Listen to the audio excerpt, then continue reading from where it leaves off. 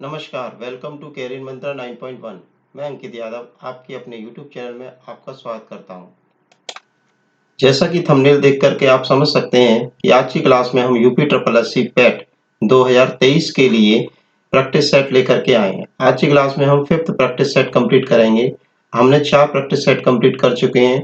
इस क्लास में हम 20 क्वेश्चन डिस्कस करते हैं, आपको ये पता ही है। हम इसमें जो है पहले जो 4 टॉपिक हैं, भारतीय इतिहास, भारतीय राष्ट्रीय आंदोलन, भूगोल और भारतीय अर्थव्यवस्था, इस तरह से सभी के 5-5 क्वेश्चन और 5-5 मार्क्स के ही आते हैं, तो ये 20 मार्क्स का पेपर आज हम कंप्लीट करेंगे। ठीक है, तो प्रैक्टिस सेट नंबर ये 5 है। आप लोग बहुत अच्छा रेस्पॉन्स कर रहे हैं, तो आप ऐसे ही रेस्पॉन्स करते रहिए। हम पूरे प्रैक्टिस सेट कंप्लीट कराएंगे, ठीक है, सभी पोर्शन वाइज। ठीक है, तो आप चैनल के साथ जुड़े रहिए। और हाँ, जैसे ही कि हमें जैसे कि मान के चलो 10 या 20 प्रैक्टिस सेट होने के बाद हम कंप्लीट पीडीएफ भी आपको प्रोवाइड करा देंगे। ठीक है, तो उससे क्या है कि एक तरह से आप उनको रीड करके क्विक रिवीजन भी कर सकते हैं। ठीक है, तो चलिए वीडियो की तरफ चलते हैं। आज की क्लास का फर्स्ट क्वेश्चन देखते हैं। आज की क्लास का फर्स्ट क्वेश्चन है हमारे लिए, मेरा टॉपिक है हमारा भारतीय इतिहास। तो भारतीय इतिहास का फर्स्ट क्वेश्चन हम देखते हैं कि ये क्या कह रहा है हमसे और क्या पूछता है हमसे। फर्स्ट क्वेश्चन पर देखते हैं। पहला क्वेश्चन है, अजंता के अनेक चित्र, अनेक जो चित्र बने हुए हैं वो किसके शासन काल में बनाए गए हैं। ठीक है, तो ऑप्शन है गुप्त, शक, सातवाहन या वर्धन। तो इस क्वेश्चन का राइट आंसर हो जाएगा गुप्त वंश। ठीक है, गुप्त के शासन काल में जो है अजंता के जो चित्र थे वो ज्यादातर बनाए गए थे। ठीक है, और अजंता की जो गुफाएं हैं वो कहाँ है, आप सबको पता होगा, महाराष्ट्र के औरंगाबाद जिले में स्थित है। ये जो गुफाएं हैं ये दूसरी शताब्दी से लेकर के 7वीं शताब्दी तक बनाई गई थी। इसमें गुफा नंबर 16, 17, 19 गुप्त काल में बने थे। ठीक है, 16, 17, 19। ठीक है, इतनी डिटेल इस क्वेश्चन से रिलेटेड हमारे लिए जानने के लिए इम्पोर्टेंट है। नेक्स्ट क्वेश्चन की तरफ चलते हैं। सेकंड क्वेश्चन है, उपनिषद क्या है। उपनिषद क्या है। ऑप्शन है हिंदू ग्रंथ है, हिंदू पुराण है, हिंदू मनीषा को प्रतिपादित करने वाले दार्शनिक सिद्धांत है, या फिर वेद है। ठीक है, तो इस क्वेश्चन का राइट आंसर हो जाएगा सी ऑप्शन इज राइट। जो उपनिषद हैं वो हिंदू मनीषा को प्रतिपादित करने वाले दार्शनिक सिद्धांत हैं। अब थोड़ा सा डिटेल समझ लेते हैं। देखो, जैसा कि नाम है उपनिषद, तो उप और निश दो शब्दों से मिलकर बना है। उप और निश धातु से मिलकर बना है। उप का अर्थ होता है समीप और निश का अर्थ होता है बैठना। तो समीप बैठकर जो लिखे जाते हैं वही कहलाते हैं उपनिषद। इसका मतलब होता है इसमें छात्र गुरु के पास बैठकर ज्ञान सीखता है। ठीक है, उपनिषद वैदिक साहित्य के अंतिम भाग हैं। इसी कारण उपनिषदों को वेदांतों की संज्ञा दी गई है। कुल उपनिषदों की संख्या कितनी है, आपको सभी को पता होगा, ये डायरेक्ट क्वेश्चन बनता है, 108 है। ठीक है, इसमें ईश, केन, कंठ, प्रश्न, मुंडक, मांडक्यू, छंदोग्य, बृहदारण्यक, ऐतरेय और तैतरीय कुछ इंपॉर्टेंट है। ठीक है, वैसे उपनिषदों की संख्या कितनी है, 108 है। नेक्स्ट क्वेश्चन की तरफ चलते हैं हम लोग। भारत में लोधी वंश का आखिरी शासक कौन था। ठीक है, कौन सा वंश पूछा जा रहा है, लोधी वंश। कौन पूछा जा रहा है, आखिरी लास्ट वाला रूलर पूछा जा रहा है। ऑप्शन पढ़ लेते हैं, इब्राहिम लोधी, सिकंदर लोधी, सुल्तान लोधी या खिजर हयात लोधी। तो इस क्वेश्चन का राइट आंसर हो जाएगा A option is right, Ibrahim Lodhi. कौन थे लोधी वंश के अंतिम शासक, इब्राहिम लोधी।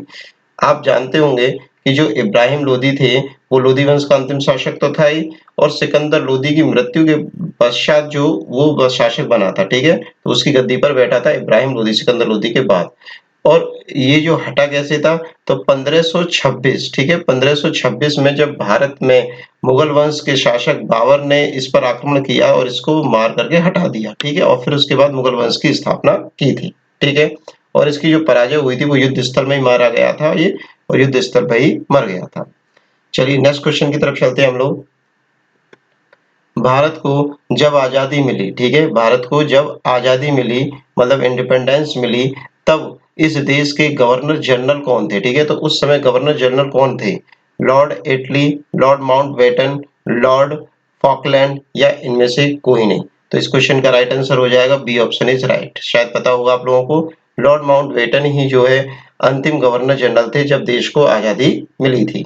नेक्स्ट क्वेश्चन की तरफ चलते हैं हम लोग। भारत के किस गवर्नर जनरल, ठीक है, गवर्नर जनरल ने भारत में अंग्रेजी भाषा को प्रारंभिक पहल की। ठीक है, सबसे पहले अंग्रेजी भाषा कौन लेकर के आया। ऑप्शन है Lord Curzon, Lord Macaulay, Lord Bentinck, या फिर लॉर्ड डलहौजी। तो इस क्वेश्चन का राइट आंसर हो जाएगा सी ऑप्शन इज राइट। बैटिक जो थे, लॉर्ड बैटिक, उन्होंने जो है 7 मार्च, डेट याद रखेंगे, 7 मार्च 1935, सॉरी 1835 को जो है एक प्रस्ताव पारित किया था जिसमें अंग्रेजी भाषा पर पहल की गई थी 1835 में। आगे चलते हैं हम लोग। अब भारतीय राष्ट्रीय आंदोलन के क्वेश्चन आ गए हैं। इसका पहला क्वेश्चन की तरफ चलते हैं हम लोग। निम्नलिखित में से कौन मध्यम मार्गी नहीं है? ठीक है, नहीं पूछा गया है, ठीक है, नहीं पर ध्यान देना है, मतलब 3 है, इनमें से एक नहीं है। ऑप्शन पढ़ लेते हैं हम लोग। फिरोज शाह मेहता, सुरेंद्र नाथ बैनर्जी, व्योमेश चंद्र बैनर्जी, बाल गंगाधर तिलक।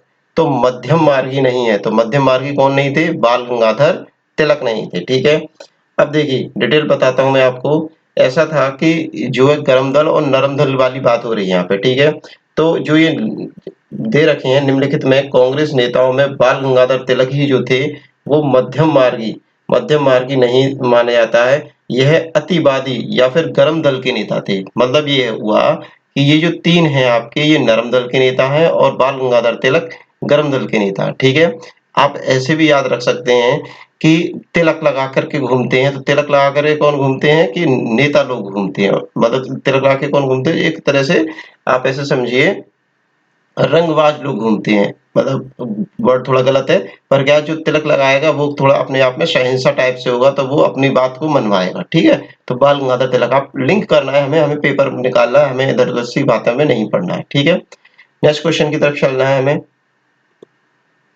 बारदौली सत्याग्रह आंदोलन, ठीक है, बारदौली सत्याग्रह आंदोलन का नेतृत्व किसने किया था? महात्मा गांधी ने, रविन्द्रनाथ टैगोर ने, सरदार वल्लभ भाई पटेल ने, या फिर इस क्वेश्चन का लास्ट ऑप्शन है चित्तरंजन दास ने।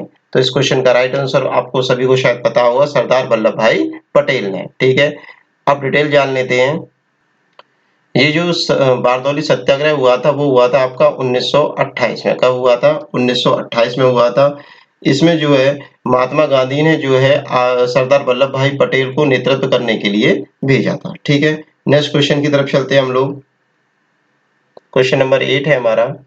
निम्नलिखित में से किसे भारतीय पुनर्जागरण का जनक माना जाता है? ऑप्शन है राजा राम मोहन राय, रविन्द्रनाथ टैगोर, स्वामी दयानंद सरस्वती या स्वामी विवेकानंद।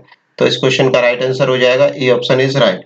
राजा राम मोहन राय को भारतीय पुनर्जागरण का जनक माना जाता है। ठीक है, तो जो राजा राम मोहन राय थे उन्होंने 1828 में किसकी स्थापना की थी? आपको ये और याद रखना है, 1828 में ब्रह्म समाज की स्थापना की थी। ठीक है, और इसीलिए इन्होंने क्या सामाजिक बुराइयां वगैरह इनको दूर किया था, तो इसीलिए इन्हें भारतीय पुनर्जागरण का जनक बोला जाता है। नेक्स्ट क्वेश्चन देखते हैं। 22 दिसंबर, ठीक है, डेट दे रखी है यहाँ पे, 22 दिसंबर 1944 को सुभाष चंद्र बोस ने एक नगर में भारतीय राष्ट्रीय सेना का झंडा फहराया। वह नगर इस समय किस राज्य या केंद्र शासित प्रदेश में स्थित है? ठीक है, तो ऑप्शन पढ़ लेते हैं। अंडमान एवं निकोबार द्वीप समूह, नागालैंड, मणिपुर या फिर मिजोरम। तो इस क्वेश्चन का राइट आंसर हो जाएगा नागालैंड। हुआ क्या था कि कोहिमा में जाकर के इन्होंने झंडा फहराया था। पूरी डिटेल बताता हूं मैं आपको। जो सुभाष चंद्र बोस थे उन्होंने 4 फरवरी 1944, ठीक है, 4 फरवरी 1944 को टापू कोहिमा तीयदीय को मुक्त करा लिया था। ठीक है, एक टापू था जो कोहिमा में, उसको मुक्त करा लिया था। और 22 दिसंबर 1944 को, कब?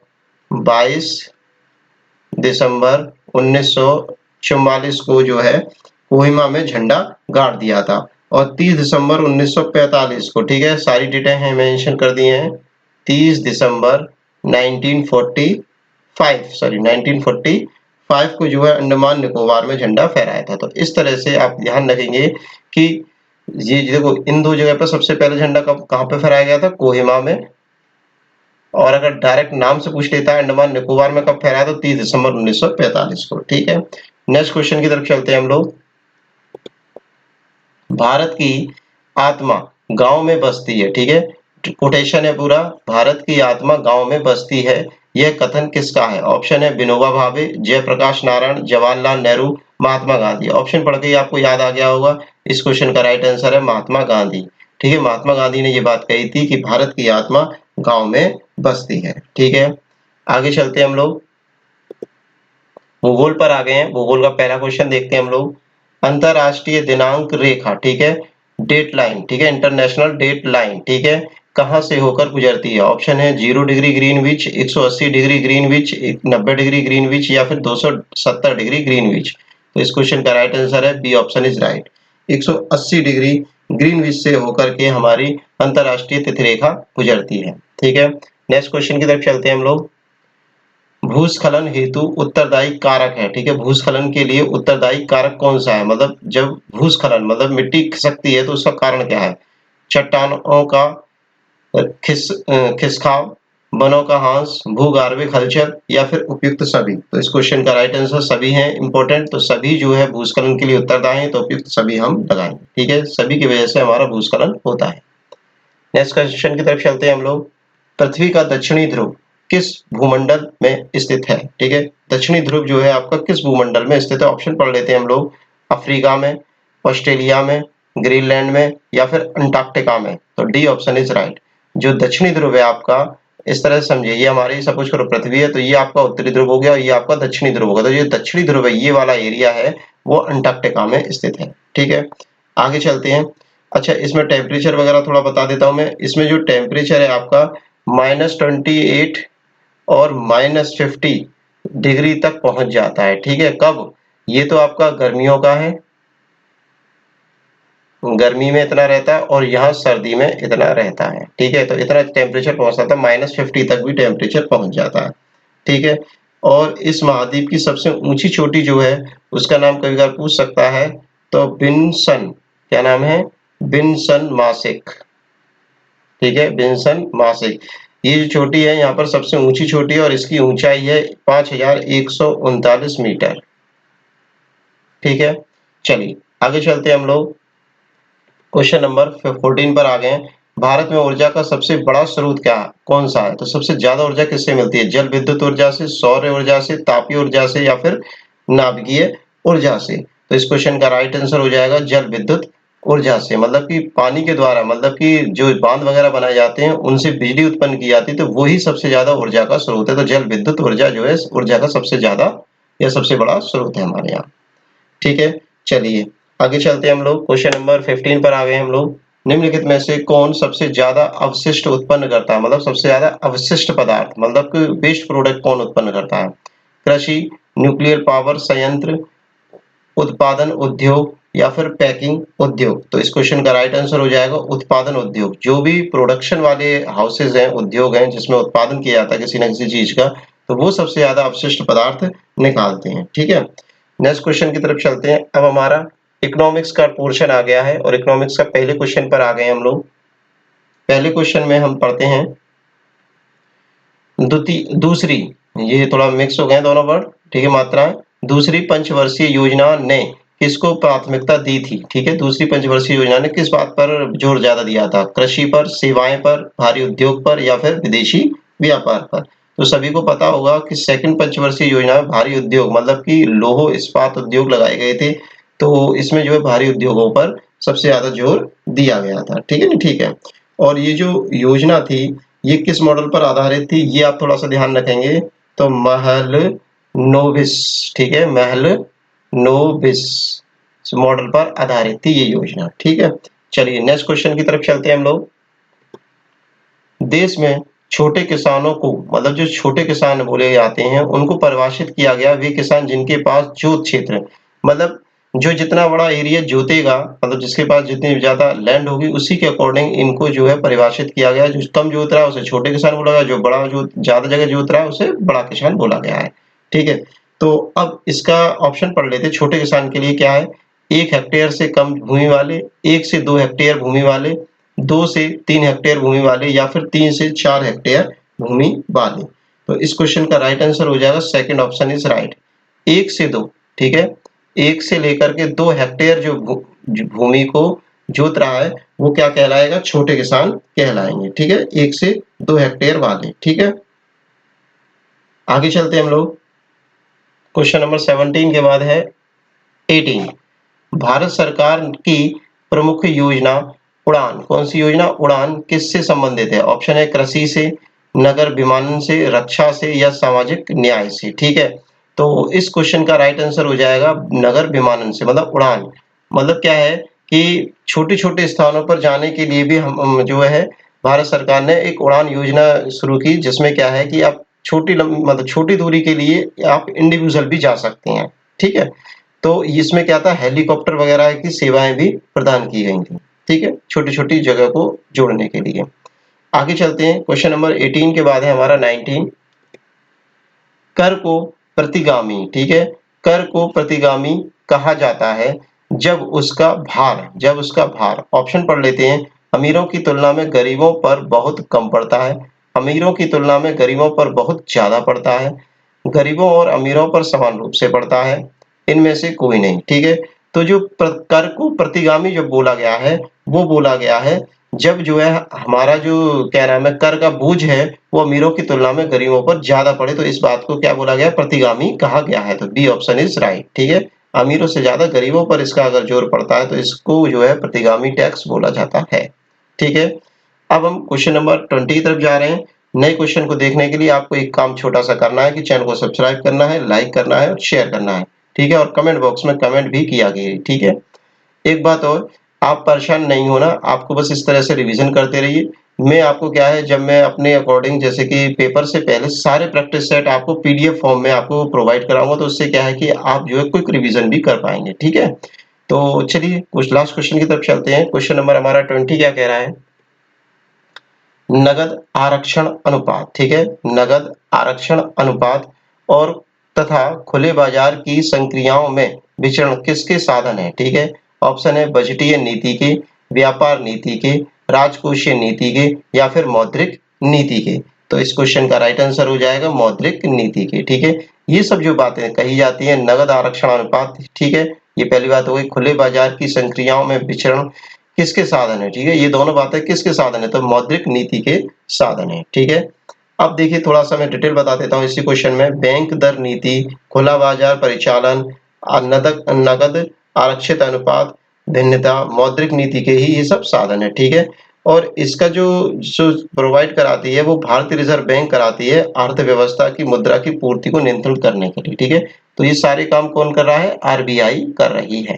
ठीक है, अब जो है नेक्स्ट पे चलते हैं, और नेक्स्ट पे कुछ नहीं है, आपको चैनल को सब्सक्राइब कर देना है, लाइक कर देना है, शेयर कर देना है और कमेंट बॉक्स में कमेंट भी करना है आपको। ठीक है, thanks for watching video, take care, bye bye, धन्यवाद।